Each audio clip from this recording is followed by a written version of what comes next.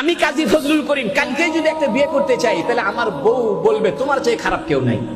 আর 4টে বিয়ে যদি করি, তাইলে তো মহিলারা আমাকে দেখতেই পারবে না। সেখানে হুজুর সাল্লাল্লাহু আলাইহি ওয়াসাল্লাম বিয়ে করেছেন 13টা, 11টা নিয়মতান্ত্রিক বিবাহ, আর 2টাকে হুজুর সাল্লাল্লাহু আলাইহি ওয়াসাল্লাম আজাদ করে মুক্ত করে বিবাহের মর্যাদা দিয়েছেন। 13 জন স্ত্রী ছিলেন। এবং মজার ব্যাপার হলো, হুজুর সাল্লাল্লাহু আলাইহি ওয়াসাল্লাম প্রথম বিবাহ করেছেন বয়সের দিক থেকে অসামঞ্জস্য সম্পূর্ণ। হুজুর সাল্লাল্লাহু আলাইহি ওয়াসাল্লামের বয়স যখন 25, খাদিজা রাদিয়াল্লাহু আনহার বয়স তখন 40। আর হুজুর সাল্লাল্লাহু আলাইহি ওয়াসাল্লামের বয়স যখন 53, তখন হুজুর সাল্লাল্লাহু আলাইহি ওয়াসাল্লাম বিয়ে করেছেন আয়েশা সিদ্দিকার বয়স 9।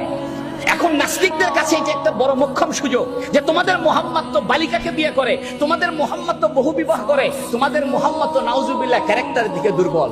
ও যুবক শুনে রাখো, ও নাস্তিকেরা শুনে রাখো, মন খুলে শুনে রাখো, হুজুর সাল্লাল্লাহু আলাইহি ওয়াসাল্লাম বিবাহ করেছেন, এটা বৈষয়িক প্রয়োজনে বিবাহ করেন নাই, এটা বায়োলজিক্যাল কারণে বিবাহ করেন নাই। হুজুর সাল্লাল্লাহু আলাইহি ওয়াসাল্লাম বিবাহ করেছেন, জীবন পৃথিবীতে অতিবাহিত করেছেন ইসলামের জন্য, তৌহিদের জন্য, মানবতার জন্য, বিশ্বাসের জন্য, পৃথিবীতে শান্তি আর রহমত প্রতিষ্ঠার জন্য। হুজুর সাল্লাল্লাহু আলাইহি সাল্লামের বয়স যখন 25, খাদিজা রাদিয়াল্লাহু আনহার বয়স তখন 40।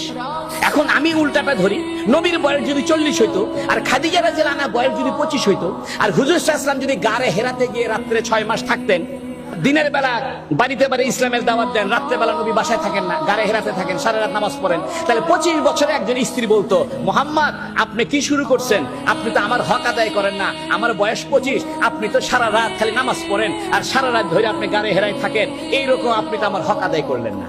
এই জন্য হুজুর সাল্লাল্লাহু আলাইহি ওয়াসাল্লাম 25 বছর বয়সে 40 বছরে একজন বিধবাকে বিয়ে করেছেন, কারণ যাতে হুজুর সাল্লাল্লাহু আলাইহি ওয়াসাল্লামের ইসলাম প্রচারে মহিলাটা সহায়ক হতে পারে, ইসলাম প্রচারে হুজুর সাল্লাল্লাহু আলাইহি ওয়াসাল্লামের স্ত্রীর সান্ত্বনাটা সহায়ক হতে পারে। এই জন্য খাদিজা রাদিয়াল্লাহু আনহা বলছেন, আপনি তো অসহায়ের সহায়, আপনি তো বিধবার সহায়, সমস্ত কাজে হযরত খাদিজা রাদিয়াল্লাহু আনহা হুজুর সাল্লাল্লাহু আলাইহি ওয়াসাল্লাম সহযোগিতা করেছেন।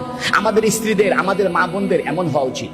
2 নম্বর কথা, আয়েশা সিদ্দিকাকে কেন বিয়ে করেন অল্প বয়সে, এটা মহিলাদের বোঝা দরকার। দেখেন, হুজুর সাল্লাল্লাহু আলাইহি ওয়াসাল্লামের সমস্ত স্ত্রী ছিল বয়স্ক, বিধবা, কিন্তু হুজুর সাল্লাল্লাহু আলাইহি ওয়াসাল্লামের পারিবারিক জীবনে তো অনেক ব্যাপার আছে। নামাজের পরে রাত্রে ঘুমায় থাকেন, তখন হযরত জিবরাইল ওহী নিয়ে আসে। হুজুর সাল্লাল্লাহু আলাইহি ওয়াসাল্লাম রাত্রে তাহাজ্জুদ পড়েন, কেমনে তাহাজ্জুদ পড়েন, কিভাবে বাথরুমে যান, কিভাবে ঘুমান, এগুলো তো কোনো পুরুষ সাহাবীর পক্ষে জানা সম্ভব না। সম্ভব?